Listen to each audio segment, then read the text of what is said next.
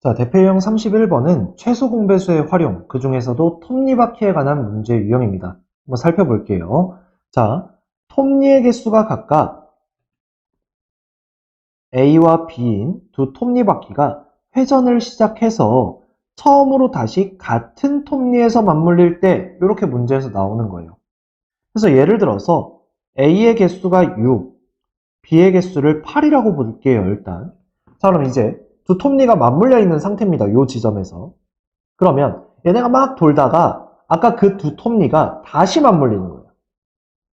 될까요? 그러면 요 A라는 톱니는 한 바퀴 돌 때마다 6씩 추가가 되겠죠. 그래서 얘는 12, 그 다음 18, 24. 마찬가지 8도 16, 24. 이렇게 될 거예요. 될까요, 여기까지? 자, 그러면 두 톱니가 다시 맞물렸다는 얘기는 요 지점이겠죠. 즉 돌아간 톱니의 개수는 어떻게 구한다는 얘기예요? A와 B의 최소 공배수라는 얘기를 하고 있는 거예요. 될까요, 여기까지? 자, 그러면 그때 톱니바퀴가 각각 돌아간 회전수는 어떻게 구하겠니? 라는 겁니다. 자, 얘는 6으로 24를 나눠주면 되겠죠? 몇 바퀴인 거예요? 4바퀴인 거죠. 얘는요, 8로 24를 나눠주면 됩니다. 즉, 3바퀴일 거예요. 따라서 톱니바퀴의 회전수는 어떻게 구해주냐? A와 B의 최소 공배수를 구해주고 각각의 톱니의 개수로 나눠주면 그때 톱니바퀴의 회전수가 나와주는 거죠. 될까요? 자, 그럼 세 번째. 자, 보세요. 톱니의 개수의 비. 6대 8이었습니다. 2로 나누면 3대 4죠. 이때 돌아간 톱니바퀴의 회전수는요.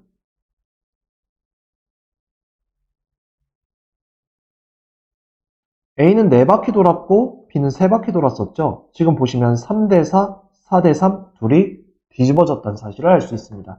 따라서 세 번째로 톱니의 개수의 B가 A 대 B다. 그러면 톱니의 회전수의 B는 B 대 A다. 이렇게도 해석이 가능합니다. 될까요, 여기까지? 자, 문제로 한번 들어가 볼게요. 자, 오른쪽 그림과 같이 서로 맞물려 도는 두 톱니바퀴 A, B에 대해서 A의 톱니의 개수는 80, B의 톱니의 개수는 64이다. 두 톱니바퀴가 회전하기 시작해서 처음으로 다시 같은 톱니에서 맞물릴 때까지 A와 B는 각각 몇 바퀴 회전해야 하는지 구하여라 합니다. 그럼 일단 80과 64에 뭘 구해야 돼요?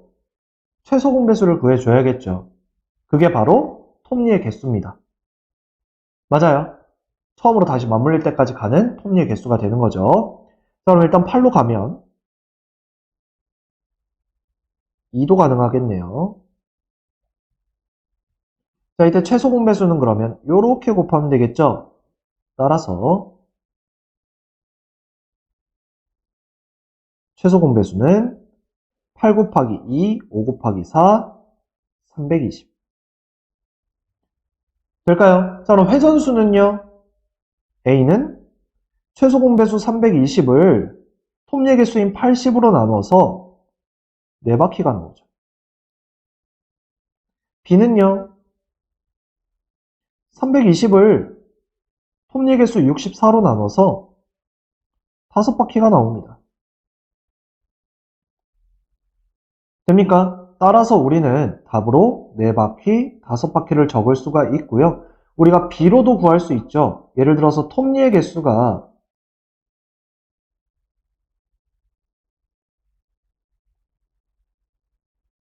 80대 64, 각각 16으로 나눠주면 5대 3입니다. 그리고 톱니의 회전수의 비.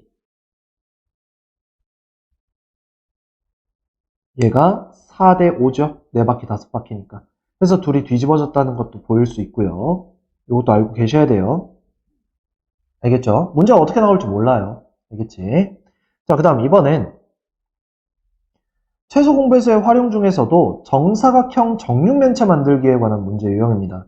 자, 첫 번째로 가로, 세로의 길이가 각각 A, B인 직사각형으로 가능한 한 작은 정사각형을 만들 때 정사각형의 한 변의 길이가 알고 싶은 거예요. 그러니까 예를 들어서 어떤 직사각형이 있는데 이 직사각형을 가지고 이어 붙여서 이런 식으로 세로도 이어 붙이겠죠. 이런 식으로.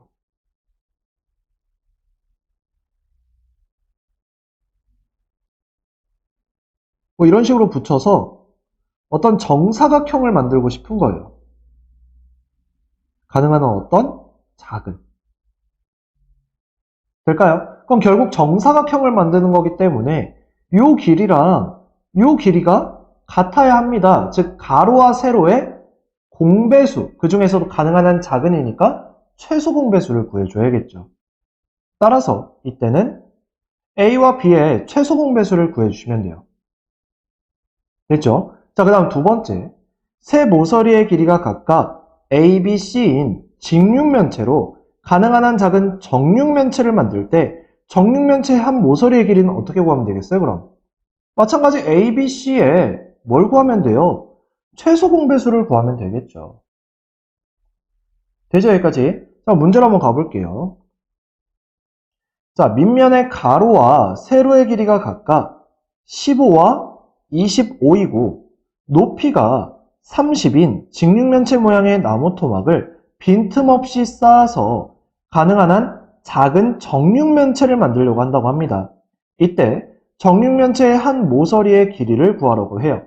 그러니까 결국 이 문제는 15와 25와 30 요놈의 최소 공배수를 구해줘야겠죠.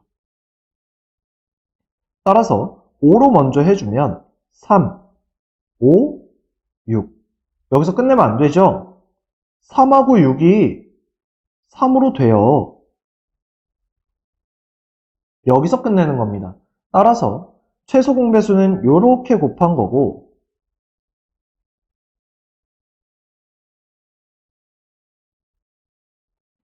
5 곱하기 3 곱하기 1 곱하기 5 곱하기 2가 되면서 15 곱하기 10, 즉 150.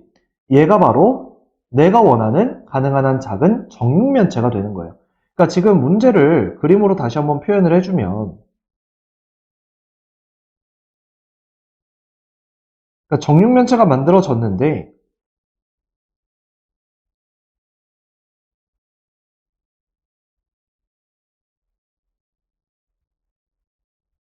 이런 식으로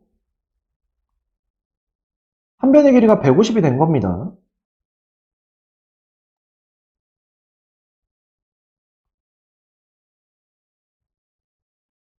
자, 근데 내가 어떤 직육면체로? 가로가 15, 세로가 25. 그러니까 지금 뭐 이런 식으로 여기가 15, 여기가 25, 그리고 높이가 30, 뭐 이런 식으로.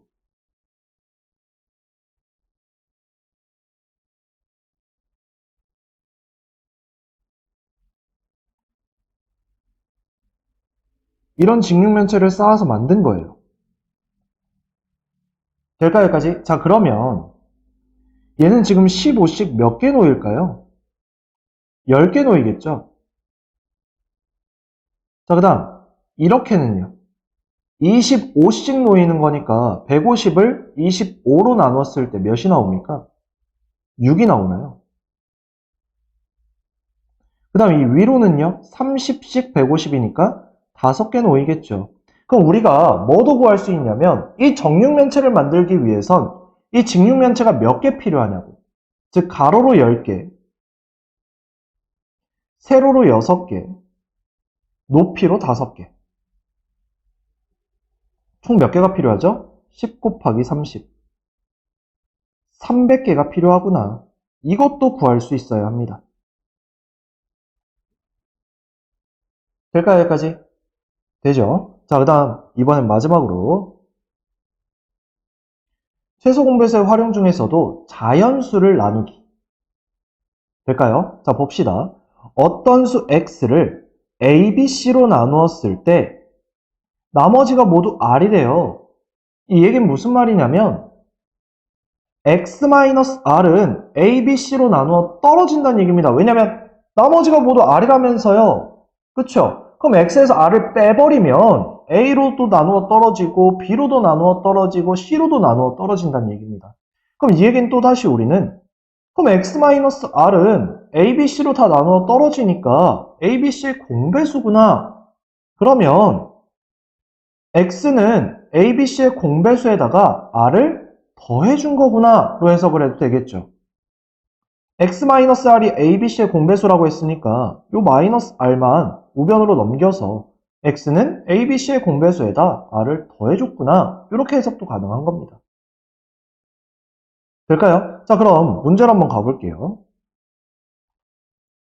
자, 4하고 7하고 8에 어느 수로 나누어도 2가 남는 가장 작은 자연수를 구하라고 합니다.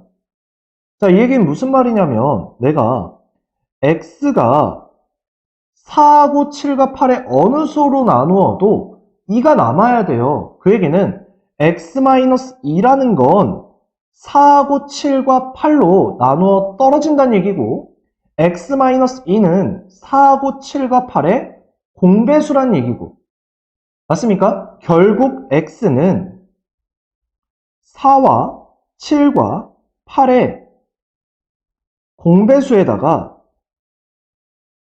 2를 더하면 된다는 얘기예요.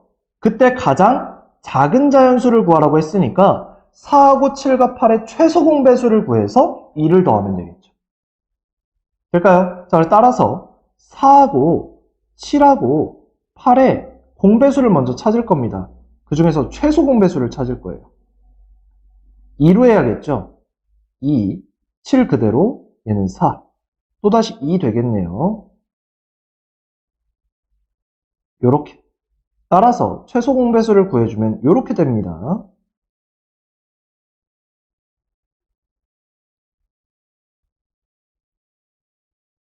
2 곱하기 2 곱하기 7 곱하기 2. 8, 7에 56. 됩니까? 그럼 답은 이 56에다 몇을 더하자고? 1을 더하자고요. 따라서 56 플러스 2. 58이 답이 되어주는 겁니다.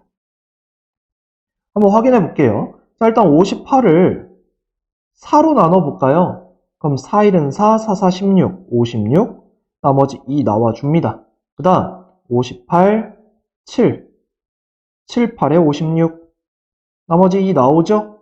보이죠? 그 다음 58, 8, 7에 56. 나머지 2 나와줍니다. 확인까지 해드렸어요. 따라서 답은 58이었다. 됐습니까? 여기까지 하겠습니다.